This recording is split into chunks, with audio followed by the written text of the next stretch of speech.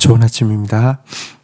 유다서 1장 11절에서 16절 말씀 보겠습니다. 11절 화 있을진저 이 사람들이여 가인의 길에 행하였으며 싹을 위하여 발람의 어그러진 길로 몰려갔으며 고라의 패역을 따라 멸망을 받았도다.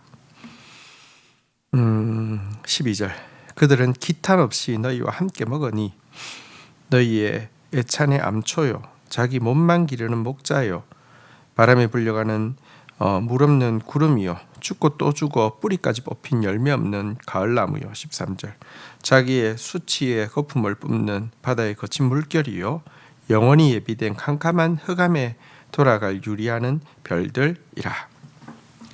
자, 유다는 거짓 복음을 가지고 교회를 어지럽히는 자들을 오늘 11절에서 보면 그 세 사람의 심판받은 악한 인물로 이렇게 설명을 하고 있습니다.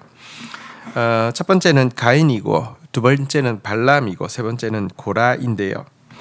가인은 그릇된 예배를 드림으로 말미암아 결국 살인죄를 저지르고 또 스스로를 보호하고 자기 이름을 내려고 하다가 노아 홍수 때에 그의 모든 후손이 완전히 침멸당한 인물이지요.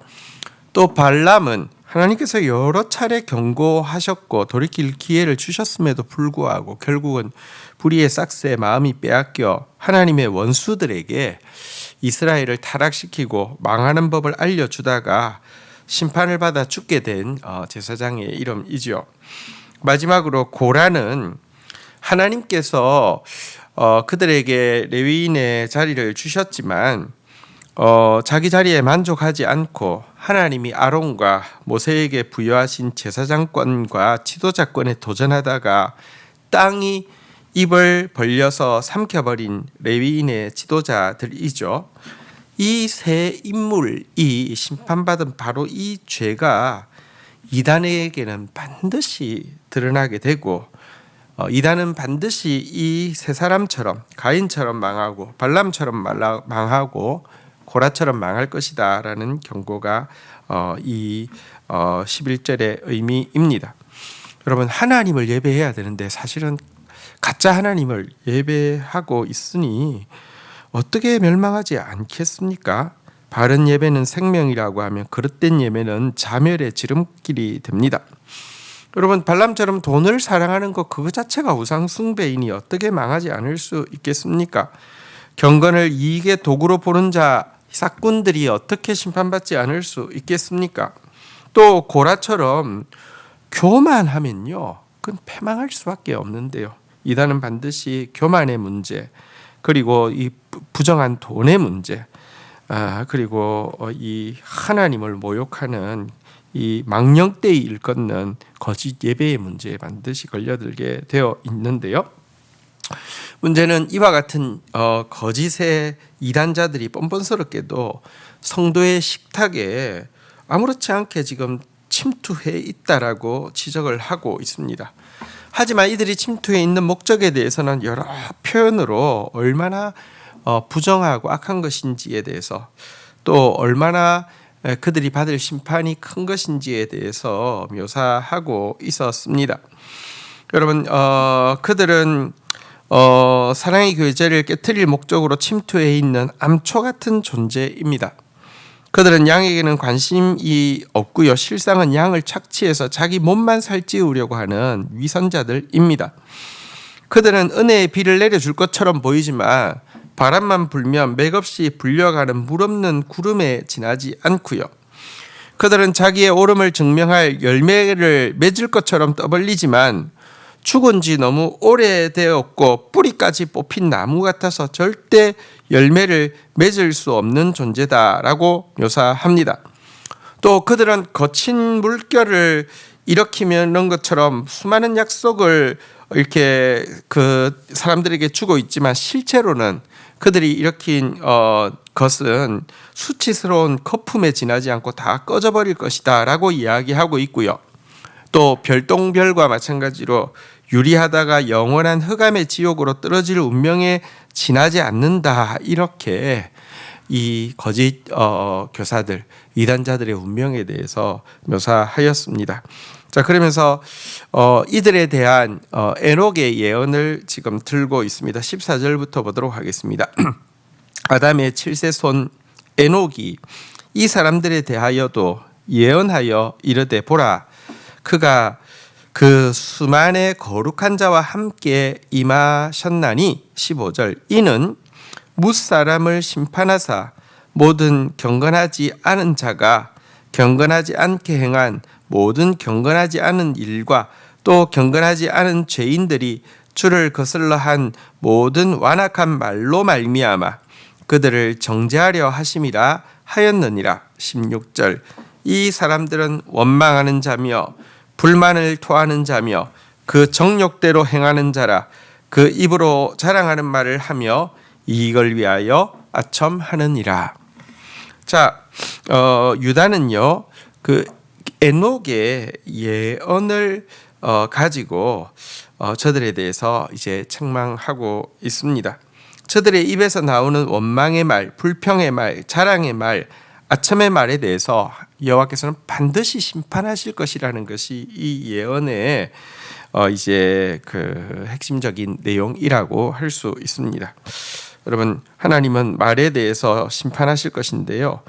거짓 선지자 이단에게서는요 반드시 여러분 이 앞에서 본 바와 같은 가인 그리고 발람 그리고 고라 같은 행동밖에 나올 수 없고요.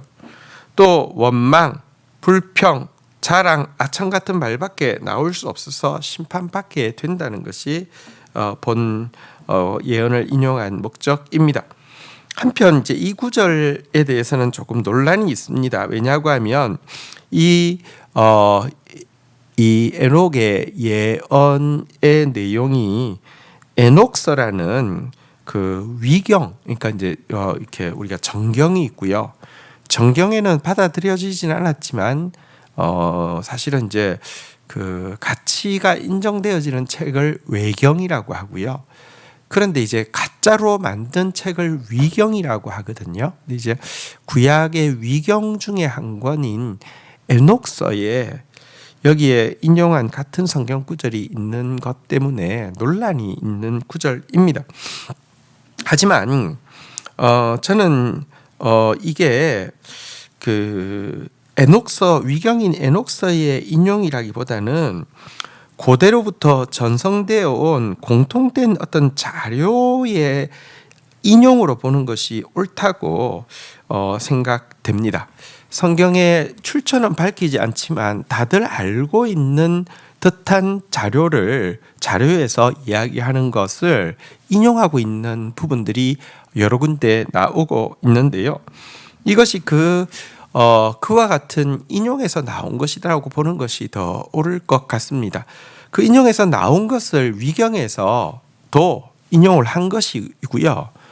그 이제 그 경건한 전승에서 내려오는 이것을 여기 본문에서도 인용했다라고 보는 것이 맞다고 생각합니다. 사실 이 예언의 내용 중에 보면 주께서 수만의 거룩한 자와 함께 계신다 이 표현은 모세도 신명기에 보면 임종 직전에 사용한 표현입니다. 그러니까 이것이 전혀 없는 어떤 표현이 아니라 구약 성경에도 있기도 하지만 또 고대로부터 전승되어 왔던 공통 자료에 나왔던 내용을 인용하는 것으로 보는 것이 훨씬 더 근거 있는 이렇게 주장이라고 소개해 드립니다.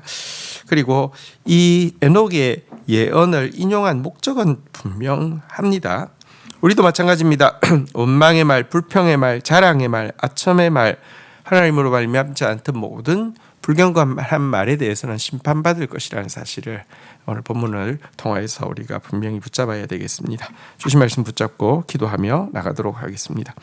하나님, 거짓 선생들, 이단자들이 가는 가인의 길, 또 발람의 길, 고라의 길을 결코 따르지 않는 저희들 되어지게 하여 주시옵소서.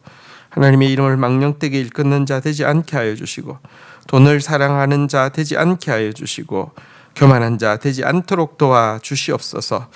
하나님, 반드시 심판받을 것이라고 한 말, 원망의 말, 불평의 말, 자랑의 말, 아첨의 말, 이런 것들에 결단코 우리가 참여하지 않도록 도와주시옵소서. 마지막 때에 자기를 즐겁게 할 거짓 선생들을 많이 두고 있는 이 시대에 한국 교회에 너무나 많은 이단들이 생겼을 뿐 아니라 교회 자체가 정말 바른 복음에서 벗어나 자기 만족을 위해서 하나님의 모습과 반대되는 모습들로 신자들을 이렇게 합리화시키고 몰고 가고 있는 시대를 살아가고 있습니다. 정말 순결한 예수 그리스도의 모습과 순결한 하나님의 말씀만을 붙잡고 가는 저와 우리 공동체 되어질 수 있도록 인도하여 주옵소서. 예수 그리스도의 이름으로 기도 올립니다. 아멘.